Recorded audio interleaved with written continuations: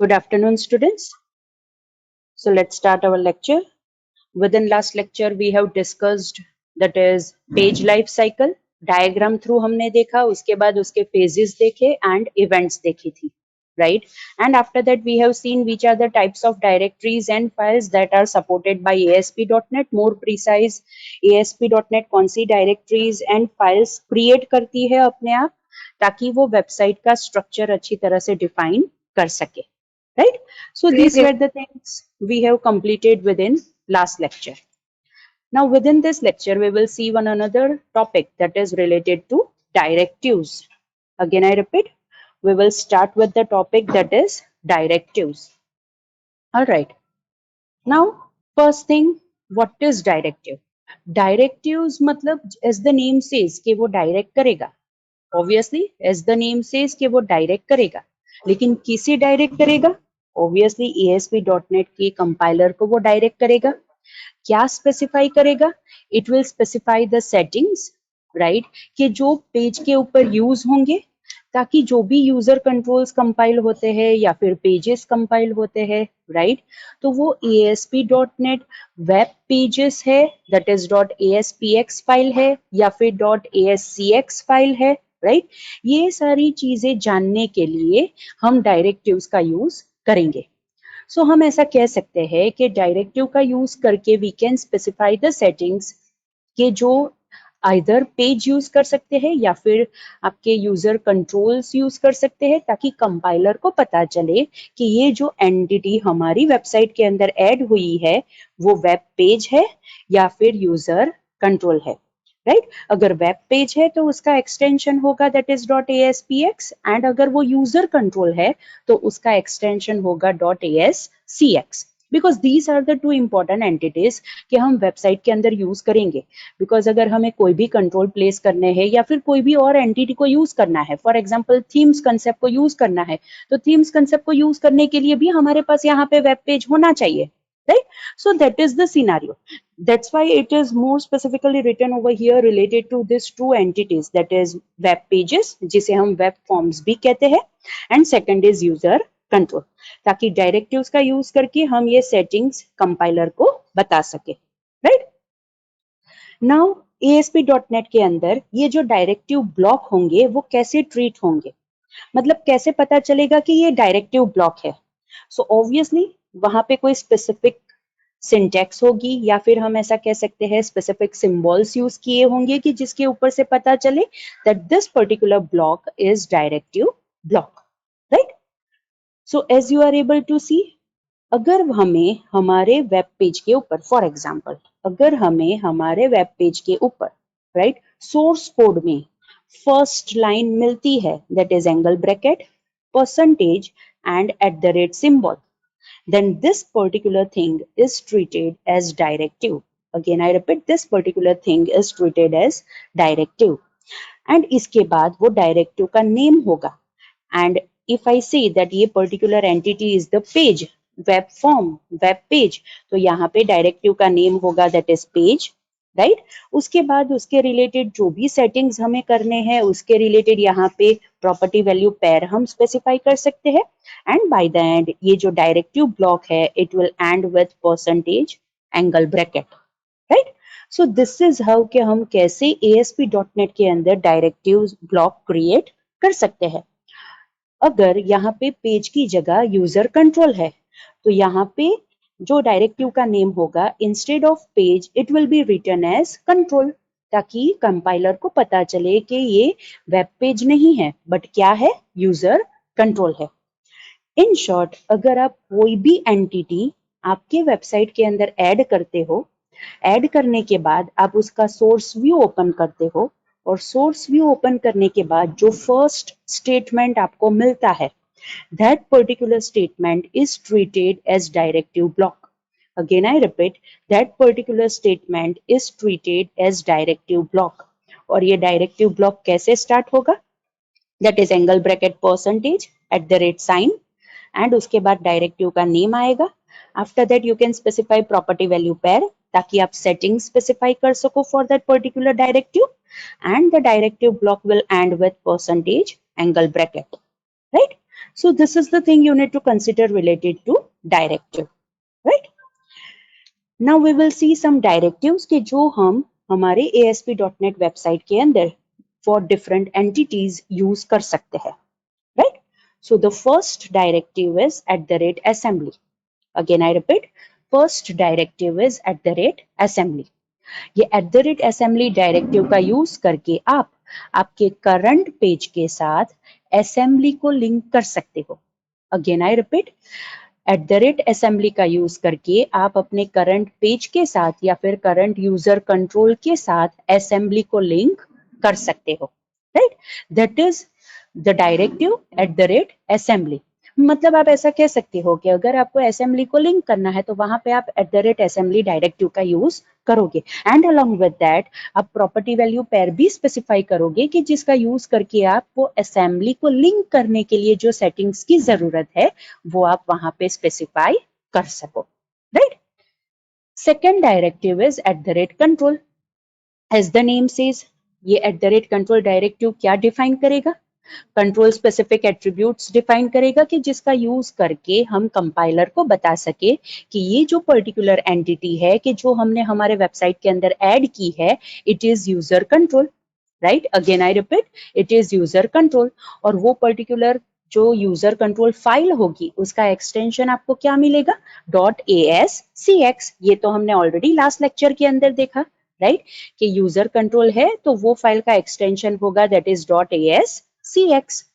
इन short हम ये @control directive का यूज करके कंपाइलर को स्पेसिफाई करेंगे कि ये पर्टिकुलर एंटिटी कौन सी है, यूजर कंट्रोल के रिलेटेड एंटिटी है, एंड हम वहां पे वो प्रॉपर्टी वैल्यू पेयर को स्पेसिफाई करके मोर प्रिसाइज एट्रीब्यूट्स को स्पेसिफाई करके हम वहां पे सेटिंग्स कर सकते हैं related to that user control, right? Good enough. Now another directive is @implements directive. Again I repeat, another directive is @implements directive.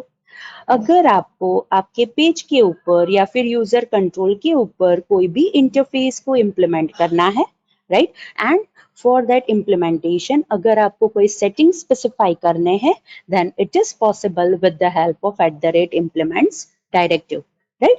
हमें पता है कि हमने ऑलरेडी ये जब हमने ऑब्जेक्ट ओरिएंटेड कंसेप्ट्स देखे थे इन VB.NET तब हमने देखा था कि अगर हमें इंटरफेस को हमारे क्लास के अंदर इम्प्लीमेंट करना है तो वहां पे हम इम्प्लीमेंट्स कीवर्ड का यूज कर सकते हैं. सो लाइकवाइज यहाँ पे अगर हमें हमारे पेज के साथ या फिर यूजर कंट्रोल के साथ कोई इंटरफेस को रिलेट करना है, उसके रिलेटेड सेटिंग स्पेसिफाई करने हैं, तो वहां पे हम ये @implements डायरेक्टिव का यूज कर सकते हैं, right? Another is @import directive. As the name says, अगर हमें कोई नेम स्पेस को इंपोर्ट करना है on our web page या फिर on our user control, obviously explicitly, right? तो हम वहां पे ये @import directive का यूज कर सकते हैं. हम कोड व्यू में क्या करते हैं? कोड व्यू में before specifying the syntax of the class हम क्या करते हैं? इंपोर्ट स्टेटमेंट्स लिखते हैं. For example, import system.data.sql client, import system.data, imports system.web.configuration, import system.drawing. ये सारी नेम स्पेस हमने ऑलरेडी VB.NET के अंदर एंड ASP.NET के अंदर यूज करके देखी है. एंड वी नो के नेम स्पेसिस के अंदर क्लासेस होते हैं कि जो हम हमारे वेब पेज के ऊपर यूज कर सकते हैं या फिर यूजर कंट्रोल के ऊपर यूजर कंट्रोल के अंदर यूज कर सकते हैं. So if we want to import any namespace, right, और वो हमें हमारे सोर्स कोड का यूज करके सोर्स कोड के अंदर हमें वो नेम स्पेस को इंपोर्ट करना है, तो वहां पे हम ये @import डायरेक्टिव का यूज कर सकते हैं एंड उसके रिलेटेड जो भी सेटिंग्स स्पेसिफाई करने हैं वो सेटिंग्स भी हम स्पेसिफाई कर सकते हैं, right? Good enough. Now another directive is @master, right? हमने ऑलरेडी ये @master डायरेक्टिव देखा है. ये क्या इंडिकेट करेगा? इट विल इंडिकेट कि ये जो पेज हमारी वेबसाइट के अंदर ऐड हुआ है, it is not the normal web page, it is not the normal web form, but it is a master page, कि जिसका यूज करके हम हमारे वेब पेज के रिलेटेड स्ट्रक्चर या फिर आप उसे लेआउट भी कह सकते हो, you can define that particular thing for your rest of the content pages, या फिर आप उसे वेब पेजेस भी कह सकते हो, राइट? सो जब भी हम हमारी वेबसाइट के अंदर मास्टर पेज ऐड करेंगे उसका सोर्स व्यू ओपन करेंगे. सो जो फर्स्ट स्टेटमेंट हमें दिखाई देगा with in our source view will start with this @master which is the directive कि जो स्पेसिफाई करेगा कि ये जो पेज है वो क्या है, मास्टर पेज है. और ये पर्टिकुलर फाइल का एक्सटेंशन क्या होगा, dot master. Right, good enough. Now another directive is @master type, right? ये @master type डायरेक्टिव क्या डिफाइन करेगा, it will define either a class या फिर आप उसे वर्चुअल पाथ भी कह सकते हो कि जो आपको मास्टर प्रॉपर्टी के अंदर पेज स्पेसिफाई करने के लिए यूज होगा. अगेन आई रिपीट, पेज की मास्टर प्रॉपर्टी के अंदर, राइट, मास्टर पेज स्पेसिफाई करने के लिए जो भी क्लास या फिर वर्चुअल पाथ की जरूरत है वो एक्सप्लिसिटली अगर आपको अलग से स्पेसिफाई करना है with the help of directive तो आप ये @master type डायरेक्टिव का यूज कर सकते हो. See this both the directive are the different thing, right. ये @master डायरेक्टिव है कि जिसका यूज करके आप डिफाइन कर सकते हो कि ये पेज मास्टर पेज है, दैट्स इट. एंड ऑब्वियसली उसके रिलेटेड वहां पे सेटिंग स्पेसिफाई कर सकते हो. But if you want to define explicitly कि उसका वर्चुअल पाथ क्या है या फिर उसके रिलेटेड कौन सा क्लास यूज हुआ है तो वहां पे आप ये @master type डायरेक्टिव का यूज कर सकते हो. Right, another is @output cache. Obviously ये कैशिंग जो स्टेट मैनेजमेंट टेक्निक है उसके अंदर ये यूज होगा. अगर आपको आपके पेज के रिलेटेड जो भी आउटपुट है उसे कैश करना है, मतलब कैश मेमोरी के अंदर स्टोर करना है ताकि फ्यूचर में टिल सम ड्यूरेशन वो पेज को सर्वर के ऊपर से फिर से लोड करने की जरूरत ना पड़े. Directly we can load from the cache ताकि हमारा एग्जीक्यूशन फास्टर हो. राइट, तो वहां पे आप ये कैशिंग पॉलिसी स्पेसिफाई करने के लिए ये @output cache डायरेक्टिव का यूज कर सकते हो. एंड अलोंग विद दैट वो कैशिंग के रिलेटेड आप वहां पे सेटिंग्स भी स्पेसिफाई कर सकते हो ताकि आपको सेट करना है कि ओके 10 सेकंड्स के लिए आपको ये पर्टिकुलर पेज का आउटपुट कैश करना है, 20 सेकंड्स के लिए आपको ये पर्टिकुलर पेज का आउटपुट कैश करना है. राइट, सो इस हिसाब से वो सारे सेटिंग्स ये @output cache डायरेक्टिव के साथ आप कर सकते हो. Right, after that another is @page directive. Obviously ये तो हमने बहुत बार देखा है. ये @page डायरेक्टिव क्या स्पेसिफाई करेगा, दैट दिस पर्टिकुलर एंटिटी कि जो हमने हमारी वेबसाइट के अंदर ऐड की है, right, it is a web page, it is a web form and उसके रिलेटेड जो भी दूसरे सेटिंग्स करने की जरूरत है that we can specify with the help of attributes in this @page directive. Right, and along with that ये जो पेज होगा, ये जो एंटिटी होगी उसका एक्सटेंशन क्या होगा, .aspx. Right, again I repeat, उसका एक्सटेंशन क्या होगा, .aspx. मतलब @page डायरेक्टिव का यूज करके we can direct the compiler, right, we can instruct the compiler कि ये जो एंटिटी है उसे आपको वेब फॉर्म ट्रीट करना है, ये जो एंटिटी है उसे आपको वेब पेज ट्रीट करना है और उसी हिसाब से सारे कॉन्फ़िगरेशंस वहां पे डिफाइन करके इम्प्लीमेंट करके उसे ब्राउजर में एग्जीक्यूट करना है. Right, so that is the significance of this @page directive. Good enough. Next is @previous page type. Right, again I repeat, next directive is @previous page type. इससे हम क्या create कर सकते हैं, we can create a strongly typed reference to some source page. Again I repeat, अगर हमें target page से source page तक एक रेफरेंस क्रिएट करना है, I am not talking from source page to target page, I am talking from target page to source page. Right, पूरा reverse direction के अंदर है. Again, I repeat, I am not talking about source page to target page. No, I am not talking about that. I am talking from target page to source page.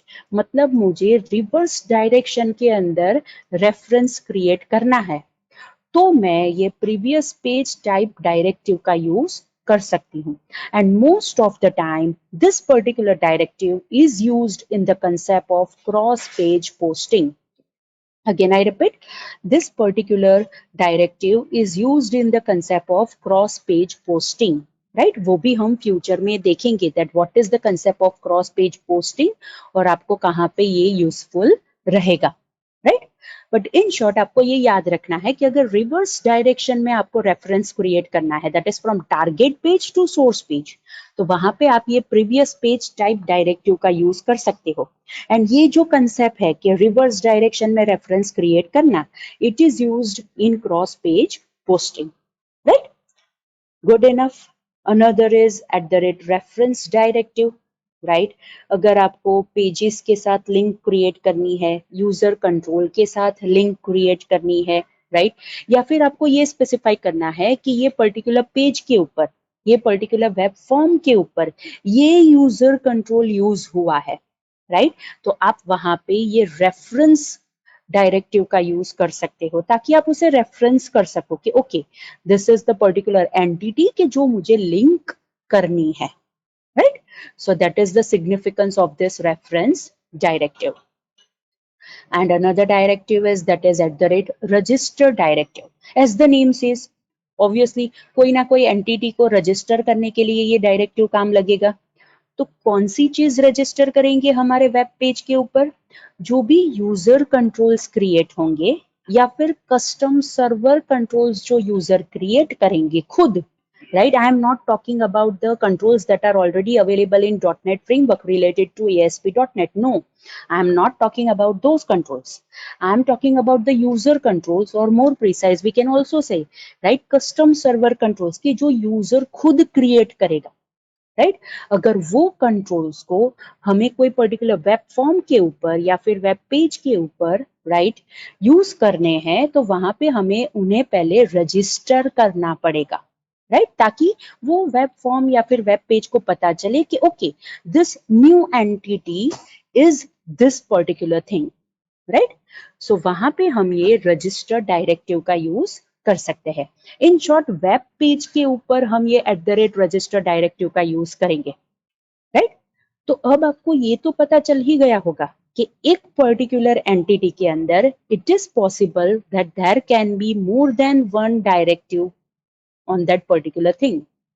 Again I repeat, आपको पता चल गया होगा कि एक particular entity के ऊपर, for example अगर आप वेब पेज ले लो, तो वेब पेज के अंदर आपके पास एक से ज्यादा डायरेक्टिव्स हो सकते हैं।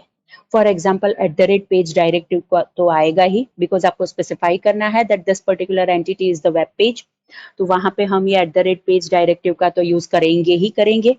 After that we will also specify @register directive, अगर हमें यूजर कंट्रोल को यूज करना है तो @पेज डायरेक्टिव के बाद कौन सा आएगा? @register डायरेक्टिव आएगा, राइट। अगर हमें कोई इंपोर्ट करनी है फाइल्स या फिर इंटरफेस को इम्प्लीमेंट करना है तो मे बी पॉसिबल कि हमने वहां पे @import डायरेक्टिव या फिर @implement डायरेक्टिव का भी यूज किया है, right. So this is the thing you need to remember over here कि एक एंटिटी के ऊपर सिर्फ एक डायरेक्टिव नहीं आएगा, नो, एक एंटिटी के ऊपर it is possible that there can be more than one directives, because हमें कंपाइलर को बताना है all the settings related to that particular web page, और कंपाइलर को कैसे पता चलेगा? With the help of this directive block, right. So that is directives.